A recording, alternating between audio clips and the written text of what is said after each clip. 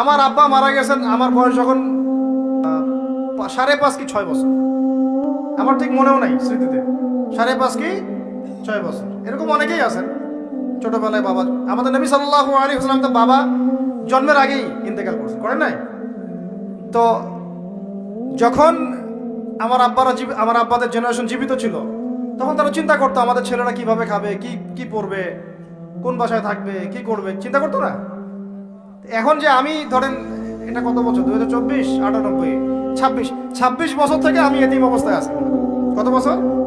26 বছর হয়ে গেছে। 26 বছর আমি চলি নাই, খাই নাই, কাপড় পরি নাই, পড়াশোনা করি নাই, আজকে আপনাদের সামনে বসে আছি না। কার এগুলো? কার দেওয়া? তাহলে আমাদের চিন্তাটাকে আগে আল্লাহমুখী করতে হবে। আল্লাহ কনসিয়াসনেস, তাকওয়া মনের মধ্যে ঢুকানো, যে আল্লাহ আছেন আমার সাথে, আল্লাহ আমাকে দেখছেন, আমার কথা শুনছেন, আমার জীবনের সবগুলো ডিপার্টমেন্ট আমি আল্লাহ ভীতি দিয়ে ঢেলে সাজাবো ইনশাআল্লাহ। তাহলে আল্লাহ পাক বেহিসাব রিজিক দিবেন ইনশাআল্লাহ, বেহিসাব ইনশাআল্লাহ। আমি এমন কোনো সংস্কৃতি ফলো করতে পারবো না যেটা আল্লাহর বিরুদ্ধে যায়, রাসূলের বিরুদ্ধে যায়। সবার আগে নিজের চেহারা ঠিক করেন, কাপড় ঠিক করেন, মাথায় টুপি নিয়ে আসেন, পাগড়ি নিয়ে আসেন, ঢিলাঢালা পোশাক পরেন। আমি বলতেছি না যে আপনার শার্ট প্যান্ট পরে নামাজ হবে না ইত্যাদি, এই মাসালা আমি দিতে যাচ্ছি না, এটা অন্য মাসালা, অন্য আলোচনা। কিন্তু আমরা আমাদের নবীর সুন্নত নিয়ে গর্বিত থাকবো ইনশাআল্লাহ। এটা আমার নবীর সুন্নত, আমার নবী মুহাম্মাদের সুন্নত সাল্লাল্লাহু আলাইহি ওয়াসাল্লাম, যার হাতে আমি হাউজে কাউসারের পানি খাইতে চাই, যাকে আমি স্বপ্নে একবার দেখতে চাই। দোয়া করি না আমরা এগুলা? যার রওজার সামনে গেলে আমাদের চোখ দিয়ে ধরধর করে পানি পড়তে থাকে, তিনি ওখানে জীবিত না? আমাদের সালামের উত্তর দেন না? সুবহানাল্লাহ। আমরা কি বলবো আসলে, প্রসঙ্গক্রমে কথা চলে আসে। যেই মানে জমিনে নবী সাল্লাল্লাহু আলাইহি ওয়াসাল্লাম শুয়ে আছেন, সাহাবায়ে আজমাইন শুয়ে আছেন, এখন ওইখানে দেখতেছি যে 70টা সিনেমা হল চালু হয়ে গেল। কি একটা অবস্থা! সুবহানাল্লাহ। আল্লাহর ভয় কোথায় কোথায় চলে গেছে। এবং বলিউড, হলিউড সব সিনেমা হচ্ছে, গান বাজনা হচ্ছে, মানুষ দেখতেছে মদের বার ওপেন করা হচ্ছে, মানে পশ্চিমা আদলে ঢেলে সাজাতে যাচ্ছে সবকিছু। হ্যাঁ, আর এগুলোর বিরুদ্ধে 2-4টা লাইন বললে আমাদেরকে বলবে যে আকীদা ঠিক নাই, হ্যাঁ, মানহাজ ঠিক নাই। হ্যাঁ, সুবহানাল্লাহ। তোমাদের মতো দালালি মানহাজের আমাদের দরকারও নাই। যেই মানহাজ তোমাকে সত্য কথা বলতে শিখায় না, ওটা আবার কিসের মানহাজ? ইবনে তাইমিয়ার নাম ভাঙে খাচ্ছ তোমরা। আর ইবনে তাইমিয়া রাহিমাহুল্লাহ 5 বার জেল খাটছেন। কয়বার? 4-5 বার জেল খাটছেন। বেচারার তো জিন্দেগি জেলেই চলে গেছে। তার ছাত্র ইবনুল কাইয়্যিম, তার নাম ভাঙাই খাও তোমরা। ইবনুল কাইয়্যিম রাহিমাহুল্লাহ, তার ওস্তাদের যে মহব্বত, তার মহব্বতে তিনি নিজেও জেলে ঢুকে গেছিলেন। সুবহানাল্লাহ।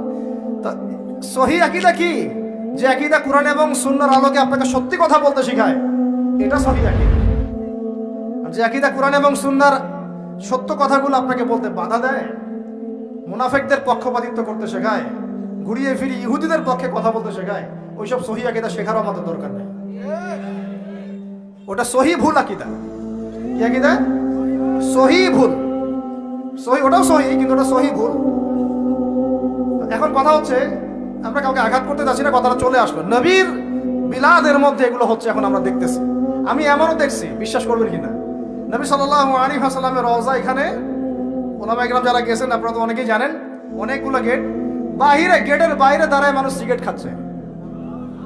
আপনারা যদি এখন যান, অনেকে দেখতে পারবেন এই দৃশ্যটা। দেখেন, ফিলিংসই নাই যে আমাদের নবী সাল্লাল্লাহু আলাইহি ওয়াসাল্লাম আমার থেকে যে 500 গজ দূরে বা 1000 গজ দূরে আছে। মানুষের চিন্তা চেতনা এখন এই জায়গায় চলে আসছে।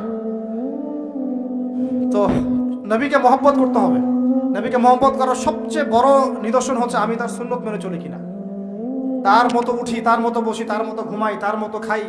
খাওয়া তো বাদ, আমাদের তো খাওয়ার টেবিলে আমরা হেরে গেছি। নবীজি বলেছেন 1 পেট খাও, আমরা খাই 7 পেট। কয় পেট? আমরা খাওয়ার টেবিলে হেরে গেছি। আমার ওস্তাদ একটা কথা বলেন, যে মুসলমান খাবার টেবিলেই হেরে যেতে পারে, এরা কোশ্চিন গেল জিহাদের মাঠে জিততে পারবে না। যারা জিতেছে, যে আমেরিকাকে পিটাই বের করছে, ওরা দেখবেন খালি রুটি খায়, মোটা মোটা রুটি, তা 2-3টা করে। তাবলীগের সময়তে দেখেন নাই আপনারা, 2টা করে রুটি খায়, সারাদিনে 2-3টা রুটির বেশি কিছু খায় না। ওদের ফিগার ফিটনেস আমাদের চেয়ে এত বেশি ভালো, আমার মতো 10টা ছেলেকে একাই সময় দিতে পারবে, এত ভালো। সপ্তাহে 1 দিন খালি রাইস খায়, তাও শুক্রবারে। এটা দেখছি আমরা তাবলীগে। তাদের দ্বারা ইসলামের যে খেদমত হয়েছে, আমাদের দ্বারা হয়েছে? খাওয়ার টেবিলে আমরা হেরে গেছি। খাবার ঠিক করেন। রমজান মাসে বেশি বেশি খাবেন না, গপ গপ করে খাবেন না। সাহারিতে পরিমিত খাবেন, কিন্তু পুষ্টিকর খাবার খাবেন। ইফতারে আবার 7 পেট খেয়ে তারাবির নামাজে ঘুমায় যায় না। লিমিটেড খাবেন, কিন্তু পুষ্টিকর খাবার খাবেন। আর এখনকার খাবারের যে মান, এগুলো যত কম খাওয়া যায় ততই ভালো। আমার খুব মন চায় যে সব দেশি পণ্যের একটা বিজনেস শুরু করি। আমি নিয়ত করছি, আল্লাহ পাক তৌফিক দান করবেন। মানে আমরা চাচ্ছি ব্যবসা করতে, এবং অনেক তরুণ উদ্যোক্তা আছে আমাদের ভাইরা, তাদের থেকে আমরা একটা সমন্বয় চাচ্ছি আর কি। সব দেশি পণ্যগুলো যদি একটা সুন্দরভাবে পাওয়া যায় এক জায়গায়, আমাদের জন্য খুব ভালো হয়। ফ্রেশ খাবার খেতে পারেন। এখন কোথায় ফ্রেশ খাবার পাবেন? চালে ভেজাল, মাছে ভেজাল, গোশত খাচ্ছেন আপনি, গরুর গোশত, ওইখানেও ভেজাল। খাইলে ক্যান্সার হবে, খাইলে ক্যান্সার হবে। একটা ডাব কিনতে যাচ্ছেন ঢাকা শহরে, ডাব, ওই ডাবের পানি সে আগেই বের করে রেখে দিছে। কি অবস্থা চিন্তা করছেন? প্রতারণা দিয়ে ভরে গেছে পুরো, উপর থেকে নিচ পর্যন্ত খালি প্রতারণা আর প্রতারণা। এত ইনোভেটিভ বুদ্ধি মানুষের মাথায়।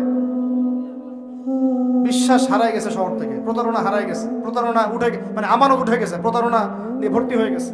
স্তরে স্তরে আমরা এইভাবে একে অপরকে ঠকাচ্ছি। কে কাকে ঠকাবো এটাকে আমি ক্রেডিট মনে করি। আর পরিচয় হয়ে গেছে আমাদের এরকম, ভাই কি নাম, কি করেন?